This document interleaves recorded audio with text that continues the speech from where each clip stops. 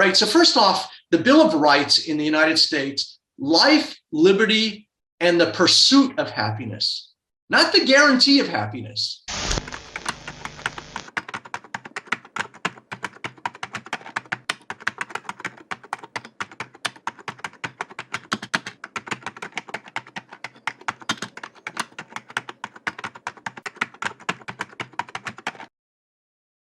I'm telling you, man, the Fed put on the biggest prop trade we've ever had, and we're all going along for the ride. And I've been saying, man, I saw '09 and I said, the next one is going to be worse. And the thing is, we're not going to have the same defense, because in 2009, we were able to do quantitative easing. We were able to do this massive liquidity flush. Now we gotta drain the liquidity at the time things are crashing. So it's just going to accelerate the decline, and it's going to put it right into the ground. Well, I mean, they could always just roll out the money printing machine again, like they have done the last couple of times. That would accelerate the decline. If people saw that, they would lose total credibility, and it would the Dow is going to be 5,000 if they did that. Dow's probably going to be 5,000 anyways. I shouldn't say this, man. I shouldn't say this, because, tomorrow I could see a bid and I'll be long. So it's all about trading. This is all conversation. It's about risk and reward. And, that's the drill. Well, as you say, man, we shouldn't think, we just observe and react. But the thing is, it's hard to even observe this. And I think there's a part of us that, we're in somewhat of a denial, because we've been so used to seeing this, and this has been spun as the greatest economy. Warren Buffett, this buy and hold. I used to go to lunch every week with this guy who was a Buffett acolyte.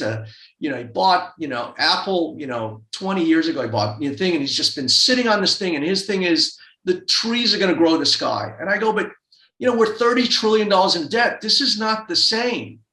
So I don't see how this comes out well. And, these charts are telling you, so buy and hold. For two years, I felt like an idiot, not putting money into an S&P index fund. My partner, Peter, he's a young kid. He's got forever to come. He's always saying, just put some money in there. And I go, I don't trust it. I don't have 10 years to wait for this thing to come back. So I just been sitting in cash for a year, and I keep piling up the cash, and I feel like it's stupid, but I don't know where to put it. Alex says, do you think the Fed will turn 180? They'll have to. The economy will go into the ground, and they'll have to stimulate again. Yeah, I do. And it's just this cycle of unwinding. And so we'll get this rapid bull market, and it'll be just such a selling opportunity again. But, one step at a time. So is your position that all government interference is nonsense? You fully laissez-faire, what do you call it, Austrian economic school? Basically, yeah. So, if we think about the simple act of getting a cup of coffee in our hands, right? The human sacrifice and creativity and work effort to put that Starbucks cup in our hand. Unleash the power of human potential. You can't grow an economy by giving out free cash and subsidizing people who aren't working. You can't give out something without a commensurate expectation of a contribution. If people are going to get subsidy checks, there should have been some expectation. Okay, you're going to take this and you're going to, go to trade school, or you're going to do something. You can't just give away free money because you're a charitable person. You're not doing favors to anybody. So it doesn't. The only thing that gets us out of this thing is productivity. If we have a GDP that's going at 4%, all of our problems go away. But this kind of government, big government interference, where they're trying to make everybody the same, this egalitarianism, that just takes wealth away from everybody. Everybody loses. My whole thing is unleash human potential, given it's creativity. We've seen we can create so many things, but when we start getting, burdens and tax regulation and the government on our back and the government telling us what to do, government's got to get out of the way, and it's just the opposite. Now we're getting cradle to grave government. The government wants to be part of every aspect of our life. And I don't mean to insult anybody's politics. I'm always afraid of getting off on the rails. I've just felt this forever, through Republican ones, through whatever. I believe in individual accountability. It's up to us. It's not up to the government to give us stuff. We have to make what our lives. Now, there are a lot of people in society who can't, and we need to have a social, and that is the delicate balancing act. But we've kind of overshifted where we send out $3.5 trillion in stimulus. And what is that going to do? That, for some people, that 1,000 may last 2-3 months, whatever, but then it's gone. You've spent it. But now we have the overhang of $30 trillion in debt. So yes, at the moment, it felt like everybody's, dying through this, outlier thing. And that was the humane thing to do. But it's short-term high for long-term. Now we're going into a lost decade where, you won't see these highs for another 10 years. So I don't know, man. I walk around with all these feelings and I don't know where to put them, because I just think, and especially young people today, they just want free, free, college, free this, whatever. There is no free lunch. When you give away when you give away free money, you get inflation. And that is the biggest thief of them all. And I think as well, like I was really recently, like anyone who's in the workforce under the age of 30 has never actually seen a recession. They've never actually seen what it's actually going to be like. Well, that's the thing, man. I said you've got money managers on Wall Street in their 20s and early 30s. And, they've never seen a proper bear market. And that's the other thing. He's like, I was growing up in the 70s or whatever. You had these recessions, and recessions are horrible, but they're cleansing. They're cleansing processes. They expose who are the efficient and they get rid of the inefficient. But when you don't, you have all of these inefficient companies like GameStop and ANC and whatever being able to do secondary financings and do more raises to sustain a zombie company. We need to have an environment where those companies are just taken out back and shot so that the good companies can rise up. And that's the thing. But now the politicians and even the Fed has become politicized, where even the Fed, can't even, they want to bail us out of a recession. And now they can't. It's just, look, they can do whatever they want with interest rates. It's not going to affect crude oil. It's not going to affect supply disorders. So it's they're doing things around the margin and they're not doing enough. And so, it's ideology led, right? And that's see, this is, and I'm very hesitant to share political views. And I'm not Republican and I'm not Democrat. I am an individualist libertarian. I don't even think libertarian. Free market. The market is the most efficient thing. We should let the markets decide everything, because they will overcorrect or go with things and they'll get it wrong. But eventually the markets are the true reflection of everything. Nobody, no government, no person, nobody, no Buffett or Powell, nobody is bigger than the markets. Nobody can stop the markets from going where they want. Powell can start defending these TLTs and start stimulating whatever, but the markets will see through that and still go through it. So the markets are the ultimate cleansing process and reflection of true value. But what we have here is social engineering and financial engineering. It's tinkering around, and it doesn't work. You're just staving off the inevitable. Well said. And I think, kids today, and that's the thing, we have learning institutions, whatever, that are promoting this socialist ideologist, and it feels good. We're all in it together. It's a collective. It's a village. Hillary Clinton wrote a book called "It Takes a Village," and my book is called "It Takes a Village Idiot." You know, it sounds good, but individuals trying to achieve their highest potential is what is, to my mind, the elixir for everything. Create, produce. We have a 4% GDP economy. Debt doesn't matter. Nothing matters. Everybody's going to prosper. We have a negative GDP. Everybody's dying except for us who's shorting everything. That's it. Well, Dick Martin, take well individual responsibility and accountability, which we don't have anymore. It's all somebody else's fault. Everybody's a victim now. And we're creating a welfare society, a victim society. And I see this and I don't know. People have lost their minds. And the problem is most people don't understand why this is happening. We had Janet Yellen on TV, last week before a Senate hearing. She says, first off, we got it wrong. We shouldn't have called it transitory. Then I didn't think, inflation was going to last this long. So first off, how do you not understand supply and demand? And the thing is, not only did she not understand we'd get here, she didn't understand that she was the cause of it. So in the conference yesterday, after the interest rate, Jay Powell had a conference. Nobody addressed the white elephant in the room. Nobody asked the question, how much responsibility does the Fed take and the government take for where we are now? Because this is why we're here, overstimulating an overheated economy. That's what led us here. We threw more stimulus into an economy that was already overstimulated. We had too much demand when we had supply problems. And then you come and you punish supply by more taxes and more regulation. And the combination of that, you overstimulate demand and you punish supply.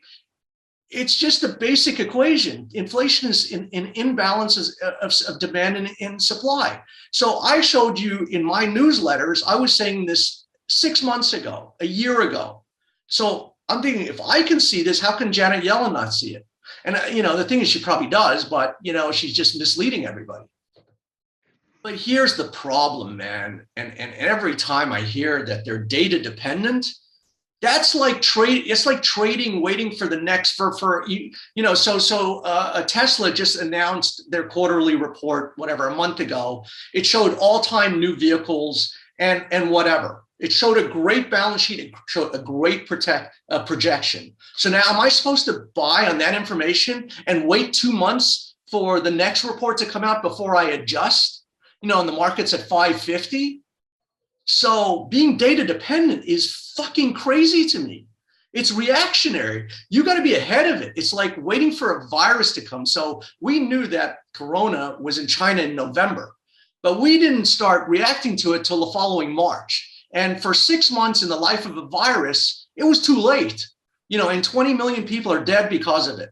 So, they are reactionary. Frickin' Powell is reactionary. Every month he says, well, we'll see what the data says, so we'll know what to do in the next month. You got to be ahead of the curve.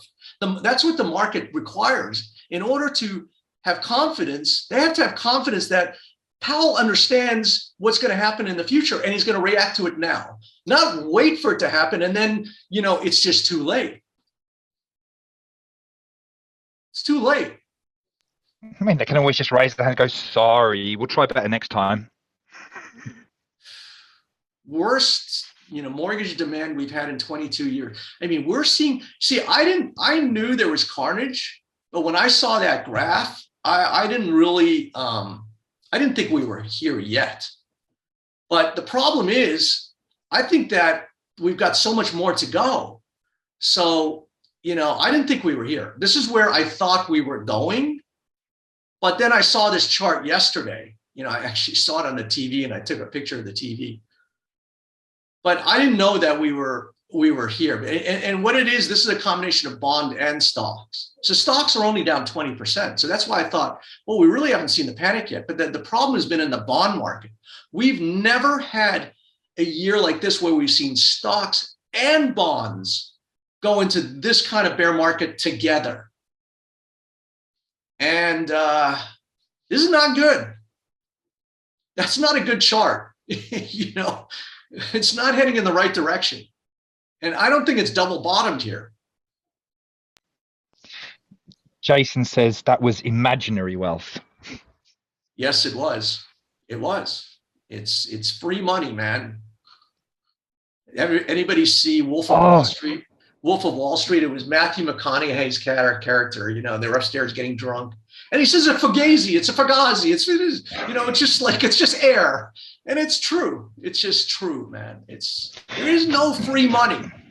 The way economies work is through productivity, right? We don't have productivity. You know, we're just redistributing a smaller pie, a shrinking pie. Instead of growing the pie and everybody prospering, we're trying to share a shrinking pie. And that is the canard of collectivism and socialism. That's the great equalizer, right? Everyone's broke. Everyone's broke. Yeah. What's my fair share of your net worth?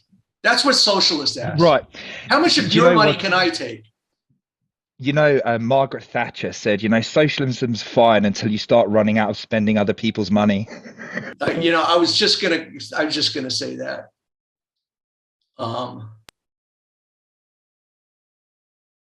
So Dennis asks, where in society is someone trained to be ahead of a curve? You're kind of an anomaly. Mark, they know you're an AI. We're not. See, that's the problem. We're all like, and the thing is, we're indoctrinating our youth in this polluted fucking thinking, and that's to me is, it's just criminal what's going on, and it's permeating. Our media doesn't hold, one party accountable, right? So that's been the biggest, the core value, right? So first off, the Bill of Rights in the United States, life, liberty, and the pursuit of happiness, not the guarantee of happiness. We'll give you the underpinnings to pursue your own happiness. It's up to you to pursue your, destiny. But this is the opposite way around, and I don't know. I just lost my train of thought. I was going to say something else. But I'm saying also one of the core values of Bill is a free press to hold the politicians accountable. And the problem is we have a press that's in the tank for one party that's off the fucking rails. And I don't mean to insult anybody, what have you. I don't mean to get into this isn't really about a political thing. To me, politics is how we organize our society and what we believe the role of government is. So that's the central thing is when I go into every voting booth, I'm saying, what is this party going to do? What is going to be their role in society? And the more intrusive that party is, the more I'm going to go the other way. And the problem is we don't have any good choices today because both of these parties are off their, out of their minds. Democracy is the freedom to choose your dictator. We're getting increasingly authoritarian. It's like, Trump was, a little dictator and he wanted to overturn the election, but Biden has signed twice as many executive orders as Trump did. And so we used to have this balance, this checks and balances, where the judicial and the Congress would hold the executive, the president in check. The problem is if you can write executive orders and end run everybody, it's increasingly we're losing our freedoms. We've taken our freedoms for granted, and now we're going to wake up one day and go, "How did that happen?" So I want to look at Tesla. So see, Tesla. What told me was last week the way these things close right here was these two reversals right here. So you had two weekly reversals, made a new high, closed in the low, made a new high. So I knew right then it was over. So the more this thing encroached into last week, the more I was going to sell into it. So now we're back to this, area. What is this, 600?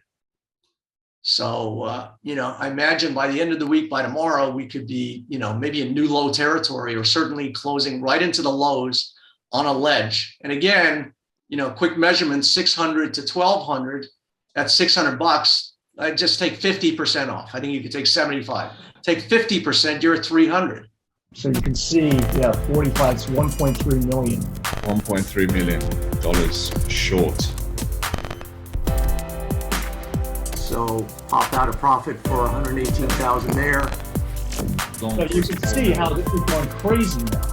You can see how the market's just going nuts. I bet like $1.6 million on this position. I'm showing right now $23,000 gain.